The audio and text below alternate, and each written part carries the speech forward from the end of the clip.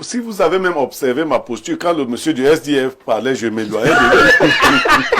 Parce que je suis tout estomaqué. Mais ça, c'est les infiltrés du RDPC. Oui, c'est clair. Je commence à comprendre ce qui se passe. Là, je pose la question à Lionel Kungaba du SDF. Monsieur Kamto peut-il jouer un rôle important pour cette campagne électorale en faisant par exemple comme Sonko? Est-ce qu'il peut être le Sonko du Cameroun? Vous savez, nous avons depuis 2013 observé la scène politique depuis que le professeur Kamto est arrivé. Nous avons vu qu'il y a beaucoup à faire pour pouvoir permettre que les gens puissent laisser leurs égos personnels derrière et regarder l'intérêt collectif du Cameroun.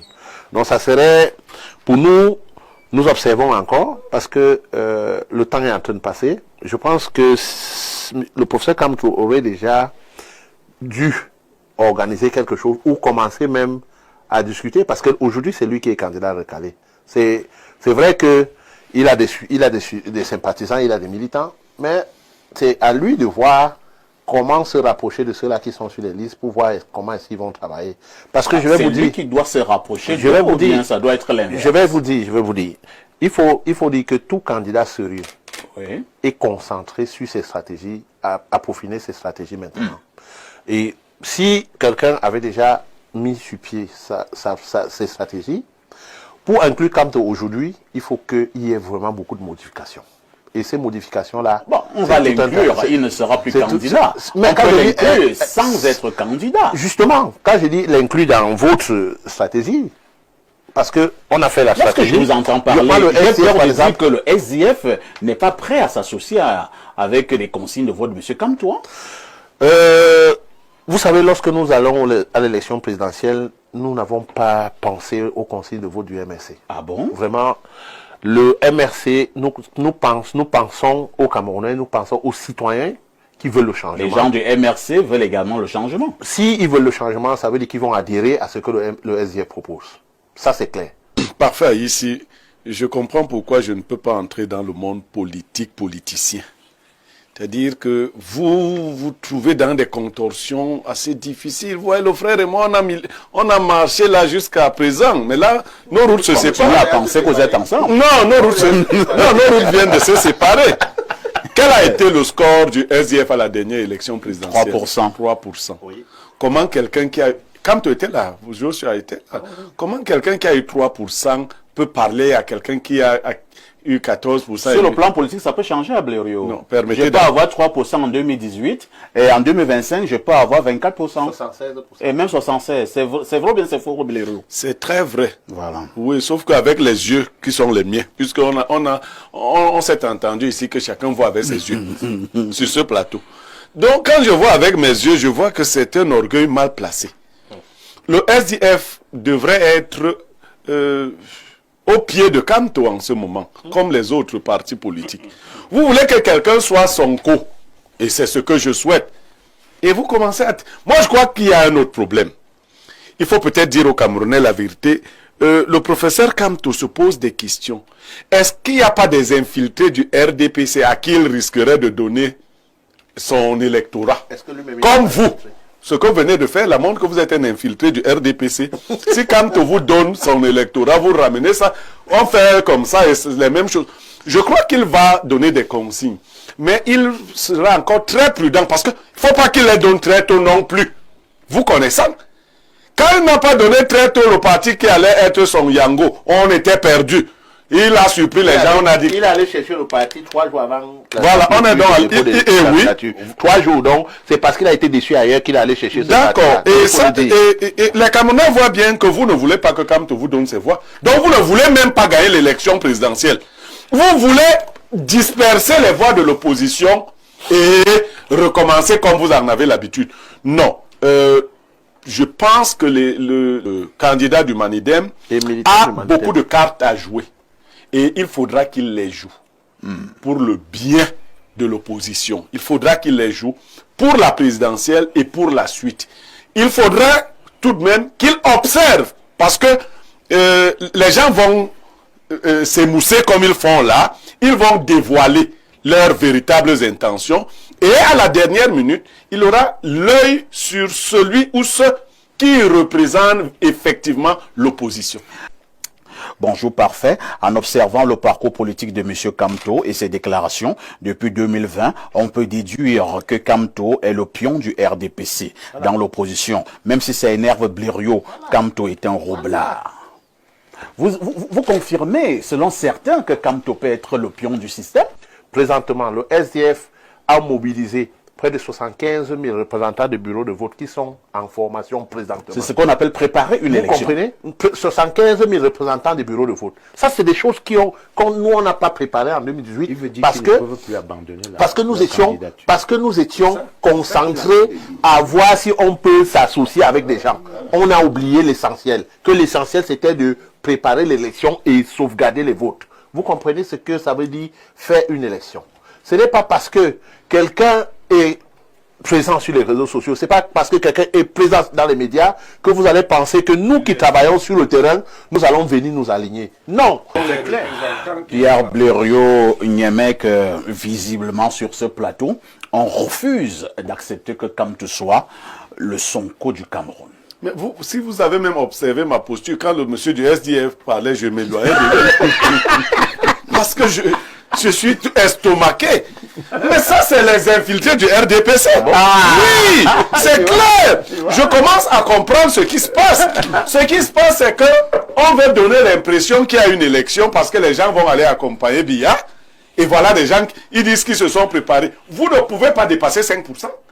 Au meilleur des cas. Donc, et avant même que les 75 000 et autres, non. Ce qui est sûr, vous n'allez pas nous distraire à ce point. Même sans vous, la chose peut être atteinte. Encore que je voulais dire à mon ami Lionel que 75 000 agents électoraux, ça ne couvre guère que 150 bureaux de vote. Hein. 150 000. Non, 150 bureaux de vote. Oui. Oui, ça dit qu'un bureau de vote à l'élection présidentielle, c'est 500 électeurs. Oui. Si vous affectez un agent à chaque bureau de vote, vous n'avez guère que... un agent pour 500 électeurs, vous n'avez guère que 150 bureaux de vote. Bonjour les enfants, c'est papa. Mon mur est un asile psychiatrique à ciel ouvert et ma salle d'attente est toujours bondée. Bienvenue à la clinique les enfants. Kamto a le choix les enfants.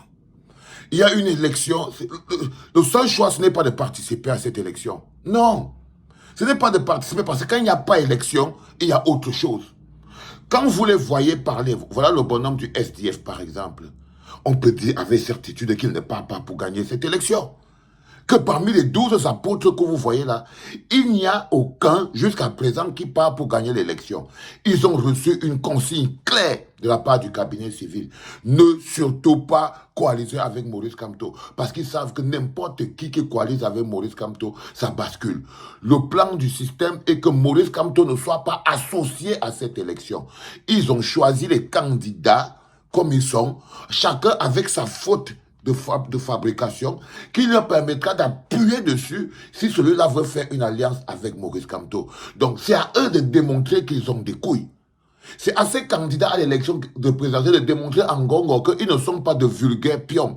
Ce n'est pas à Kamto de se lever pour aller se mettre devant eux. Il n'est pas candidat à l'élection présidentielle. Écoutez le raisonnement du mec du SDF. C'est lui qui veut gagner l'élection. Kamto n'est pas candidat à l'élection présidentielle, mais ils sont toujours dans la mesure où Kamto est le candidat à l'élection présidentielle. Ça veut dire que même quand Kamto n'est pas candidat, il est candidat. Ça veut dire que c'est l'éliminé le plus présent de l'élection présidentielle. Et c'est parce qu'on parle de Kamto à ce niveau que vous comprenez qu'il n'y a pas d'élection présidentielle. Il n'y avait qu'un plan anti-Kamto. Ça veut dire que le plan anti-Kamto pour faire évoluer la continuité. Pour faire évoluer la continuité. Kamto n'est pas obligé. Parce qu'il n'est pas obligé qu'il y ait une élection. Quand vous voyez ce qui se prépare, ce n'est pas une élection qui se prépare, c'est une humiliation. Il n'y a rien de légitime qui se passe. Il n'y a pas de légitimité. Non, ce n'est même pas une élection populaire. Là où vous voyez, c'est l'humiliation du pays. C'est une totale humiliation du pays. C'est-à-dire que j'espère à un moment ou à un autre que cette mascarade va s'arrêter.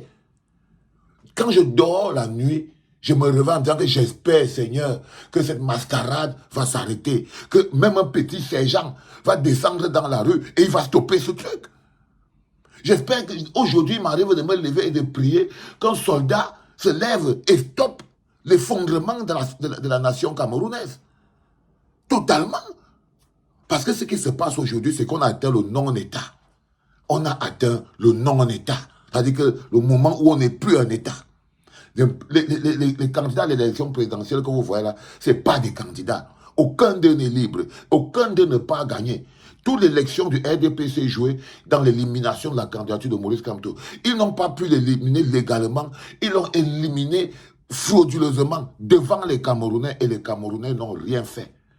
Et les Camerounais n'ont rien fait. Ça veut dire que Kamto a réussi à pousser le gouvernement jusqu'à la dernière faute pour ouvrir les yeux aux Camerounais que nous ne sommes plus dirigés. Nous sommes braqués. Nous ne sommes plus dirigés. Nous sommes déjà braqués. Nos vies sont braquées. Quand vous voyez comment Yebga est entré dans le site du MINAT, quand vous voyez le papier faux que le MINAT a écrit, quand vous voyez les gars de Clément attendre les autres plans de 50 millions, nous ne sommes plus dirigés. Nous sommes braqués. Nous sommes braqués. Et Kamto a déjà ouvert les yeux à tout le monde. Aujourd'hui, chacun d'entre eux, je peux vous chuchoter ça. Il faut avoir le courage. C'est-à-dire qu'ils ne peuvent même pas se lever pour aller demander l'alliance à Kamto. Parce qu'ils ont peur. Parce qu'ils ont peur. Ils ont un contrat avec le RDPC. Si aujourd'hui vous n'avez attendu aucune alliance et tout, c'est parce qu'il n'y a pas d'alliance. C'est parce qu'il n'y a pas d'alliance. Vous n'avez pas entendu le monsieur du SDF, il dit que comme tu n'es pas candidat à l'élection, c'est à lui d'aller se placer devant le SDF. Vous captez un peu? Mais parce qu'ils ne veulent pas gagner. N'importe qui veut gagner cette élection, c'est qu'il ne peut pas la gagner sans Maurice Kamto. La base, si tu veux gagner cette élection, tu sais que tu ne peux pas la gagner sans Maurice Kamto.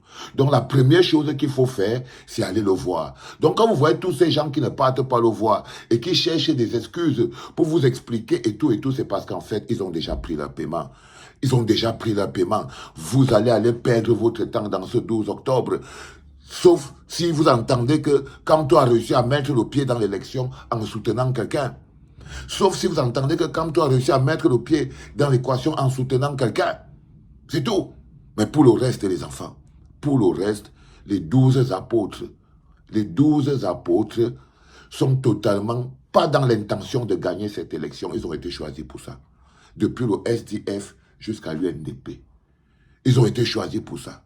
Le mec de l'UNDP, vous voyez que lui est en train de faire chanter l'opposition, il fait chanter le RDPC parce qu'il attend son petit quelque chose de personnel.